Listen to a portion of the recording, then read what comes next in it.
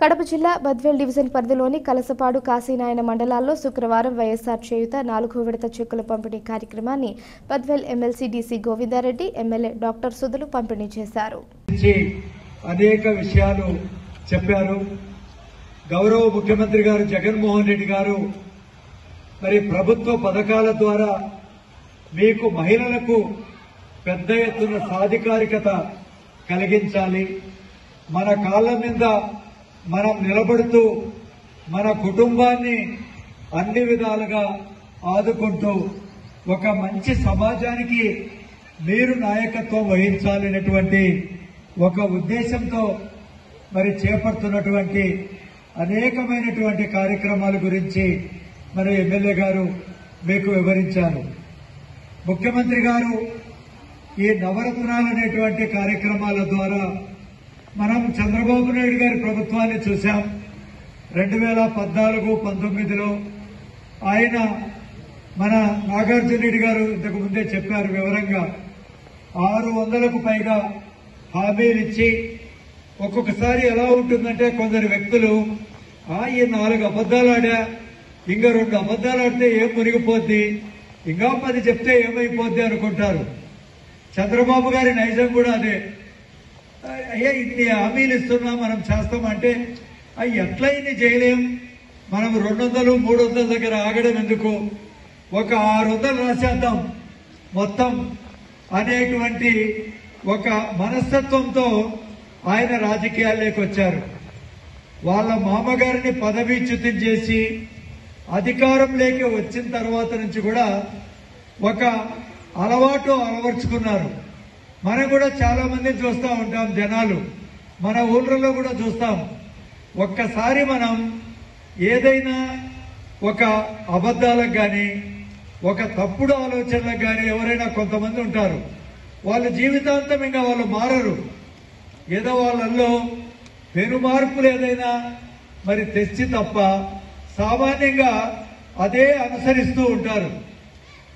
అంటే చంద్రబాబు గారి నైజం కూడా అదే. ఏది ఏమైనా కూడా ఈ రాష్ట్రం విడిపోయిన తర్వాత ఈ పెద్ద మనిషి ఏదో ఒకటి చేస్తారని చెప్పి 2014లో సరే ఏదో ఒకటి చేస్తారులే అనుకొని, అంటే మనం నమ్మలే ఎవరం కూడా, మన రాయలసీమలో ఎవరం నమ్మలే మనం.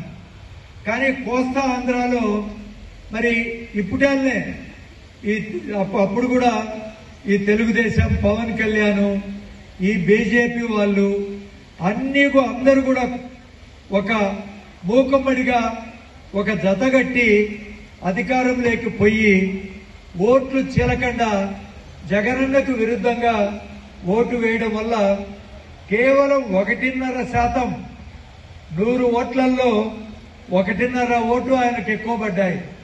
దానివల్లనే ఆయన ముఖ్యమంత్రి అయినటువంటి విషయం. కానీ 5 సంవత్సరాలు మనం చూసాం.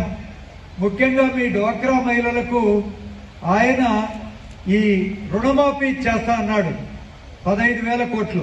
ఇంతకుముందు మీరందరూ కూడా మనం ఈ సమావేశం పెట్టుకున్నాం. అందరూ ఆసరా డ్వాక్రా అక్క చెల్లెమ్మలతో ఆ రోజు మనం వివరంగా మాట్లాడుకున్నాం.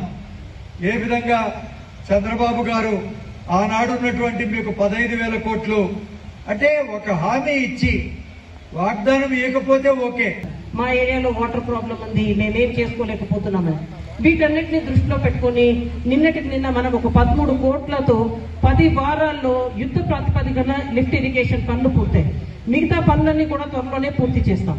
ఈ రోజున మనకు వ్యవసాయానికి అండదండగా ఉంటూనే సెంచరీ ప్లే అనే ఒక కంపెనీని తీసుకురావడం జరిగింది. ఇవన్నీ కూడా అభివృద్ధి కాదని మీరందరూ ఆలోచించాలి. ఎందుకంటే ప్రతి ఒక్కరు, ఒక రైతు అభివృద్ధి చెందాలా, ఒక మహిళ అభివృద్ధి చెందాలా, ప్రతి ఒక్కరు విద్యార్థులు కానీ ప్రతి ఒక్కరికి కూడా రేపు మనం ధైర్యంగా ఉండగలం అనుకోవడమే అభివృద్ధి, అంతే కదా. ఒక రైతుకు సంబంధించిన సమస్యలు తీర్చకపోతే నువ్వు ఒక 2 కంపెనీలు తెస్తే ఏం లాభం? జగనన్న అన్ని బ్యాలెన్స్ చేస్తా ఉన్నారు. ఆ విషయాన్ని మీరందరూ గమనించాలా. మన బద్వేల్లో ఈ ప్రతిపక్షాలు మనకి ఏం చేశారు? ఇంతకుముందు గతంలో అధికారం ఇచ్చినప్పుడు వాళ్ళు ఏం చేశారు? ఒక సంక్షేమం ఇవ్వాల, లాస్ట్ లో పసుపు కుంకుమను 10,000 ఇచ్చారు. అది ఎంత మోసపూరితంగా చేశారన్నది కూడా మీరందరూ గమనించాలి. ఇవన్నీ మీకు తెలిసిన విషయాలైనా ఎలక్షన్స్ ఇంకా 10 రోజుల్లో మనం ఎలక్షన్స్కి వెళ్తాం. కాబట్టి మీ అందరూ కూడా ఆలోచించుకోవాలి. ఎందుకంటే జగనన్న ఒకటే చెప్తున్నాడు, మీ కుటుంబానికి మంచి జరిగితేనే ఓటు వేయమని అడుగుతున్నాడు. ఎన్నిక అయిన తర్వాత ముఖ్యమంత్రి అయినాక ఆయన ఏమన్నాడు, మీరు ఓటు వేసినా వేయకపోయినా నేను మీకు అందరికీ కూడా నిష్పక్షపాతంగా మంచి చేస్తానన్నాడు. ఈ రోజు మీకు మంచి జరిగితేనే ఓటు వేయమంటున్నాడు. ఈ తేడాను గమనించమని నేను మిమ్మల్ని అందరినీ కూడా అడుగుతున్నా. ప్రతి ఒక్కరు కూడా మీ మనస్సాక్షికి మీరు ఆలోచించుకోండి. మనం జగనన్న పాలనలో మనము మన పిల్లలు బాగున్నామా లేదా మీరు ఆలోచించుకొని మళ్ళీ కూడా మరొకసారి జగనన్న వెంట నడవాలా, మళ్ళీ కూడా మనం భారీ మెజార్టీతో జగనన్నను గెలిపియాలని ఇక్కడికి వచ్చిన ప్రతి ఒక్క మహిళా మండలిని నేను పేరు పేరున రిక్వెస్ట్ చేస్తున్నాను. ఎందుకంటే మీరింటికి వెళ్ళి మీ కుటుంబ సభ్యులతో మీరు మాట్లాడాలా, మనకు జరిగిన అభివృద్ధి మనం కుటుంబంలో బాగున్నావా లేదా అని మీరు ఇంట్లో మాట్లాడాలా, ఖచ్చితంగా ఇంట్లో వాళ్ళకు కూడా చెప్పాలా. మళ్ళీ కూడా మనమంతా ఫ్యాన్ గుర్తు ఓటు వేసి జగనన్నను భారీ మెజార్టీతో గెలిపించుకుందాం. మళ్ళీ కూడా మనకి ఏం కావాలన్నా కూడా జగనన్న మనకు ముందుండి చేస్తారు. ఈ విషయాన్ని మీరంతా గమనించమని పేరు పేరున నేను మిమ్మల్ని ప్రార్థిస్తున్నాను. ఈ అవకాశం ఇచ్చినందుకు పెద్దలందరూ